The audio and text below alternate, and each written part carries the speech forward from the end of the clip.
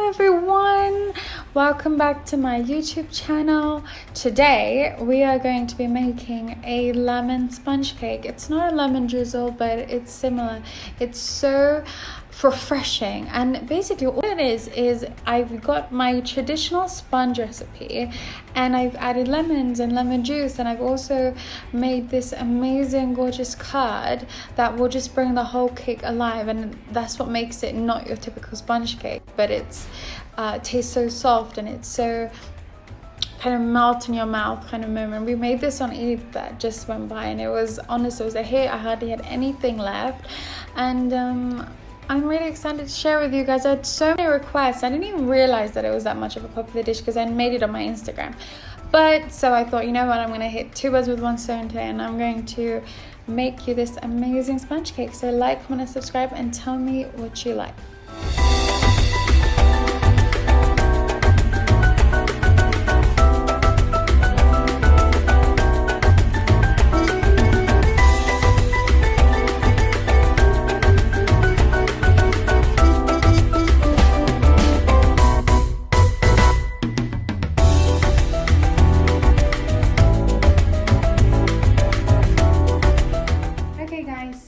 The recipe for the lemon sponge cake consists of two parts. You're going to need your sponge cake ingredients and also your lemon curd ingredients. So the sponge cake ingredients are as follows: the butter, eggs, flour, sugar, baking powder, some vanilla and some milk. We're also going to need some lemon juice and the zest of some lemons, but what I've done is I've just put loads of lemons on the tray, but I will specify, the quantity in the ingredient list. Then for the curd, you're going to need some butter, 2 eggs and some sugar, as well as some of the lemon juice. So stay tuned, and I hope you love this video. Alright guys, so the first step in the curd is to add your sugar and all of your lemon juice to a heat-proof bowl. And as I do this, I'm going to start whisking. You want to start whisking immediately, okay? Because what happens is the acidity in the lemons can actually go ahead and whisk our next few ingredients, which is your sugar and your eggs. So the acidity from the lemon juice will start to cook your eggs, which is exactly what we don't need. So you're just going to start whisking it, and as you start whisking it, we're going to transfer this to a saucepan that's got simmering water in it, but just make sure to not allow the bowl to touch the water. So once you transfer this to a simmering saucepan, you're going to want to keep on whisking until this becomes a gorgeous, thoroughly cooked curd, and I'll show you the end result. So the next step is to transfer the mixture, the curd, to a mason jar. I'm just using a nice mason jar, and what we're going to do is you're going to make sure, once it's thoroughly mixed, you'll remove it from the heat, and you're going to mix it and just let it cool down, and then you're going to transfer it to a mason jar as so.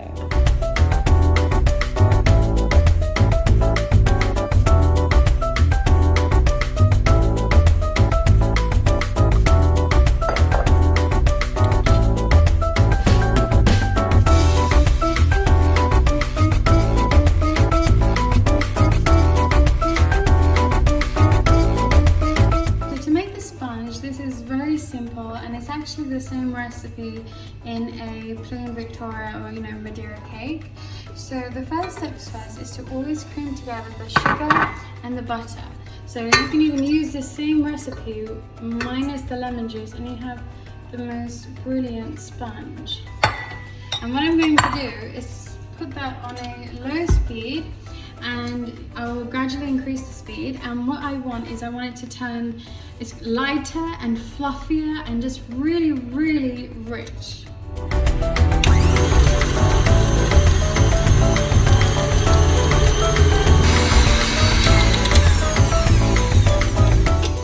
As you can see, it's lighter and fluffier and just absolutely gorgeous. So in this step, what I like to do is I like to add my vanilla, and what I also like to do is I start to add my eggs and flour, and what I do is I add 1 egg at a time, and when I add 1 egg, I add about also a 1/4 of my flour. And I'm going to let that go again until well incorporated.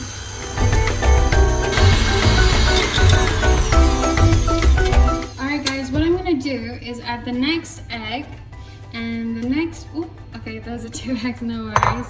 And I'm going to add the next bit of flour. And what I'm going to do is I'm going to carry on this procedure until all my eggs and flour is incorporated into my batter. Alright guys, that is fully incorporated. Now what I'm going to do is actually remove this from the stem for 1 second, and I'm going to make sure I, with the spatula, scrape down the sides. You don't want to get any, batter left over. And what I'm going to add to this batter is my milk. I'm going to add my lemon juice, and I'm also just going to add 1/2 tablespoon of baking powder, and we are going to allow that to mix it in nicely on the KitchenAid. Scrape down anything, you don't want to waste anything at all. And I'm going to let them mix again for about another minute or so. Okay guys, look at this beautiful batter. Now I don't want to sit around for too long. What I'm going to do is go and transfer these between 2 tins.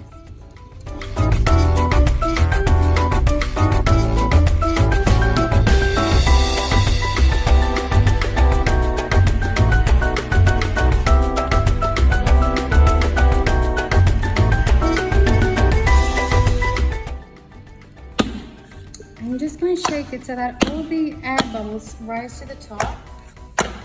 And what we're going to do is put this in the oven at 150 for about 40 to 45 minutes.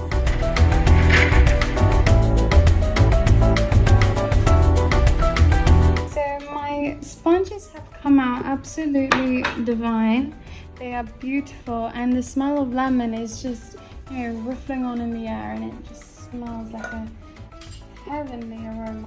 Now what I'm going to do is get my beautiful curd that I use and just pour it onto my sponge cake.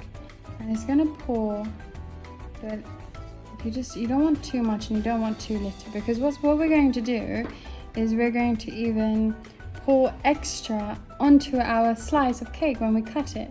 We just want it nicely proportionate. We've made loads. You can even actually use this beautiful curd for toast or croissants afterwards. It gives such an amazing taste. Now what I'm going to do on here is now put my next sponge cake on top of my lemon, as so. Then what I like to do is, I don't actually put more curd on.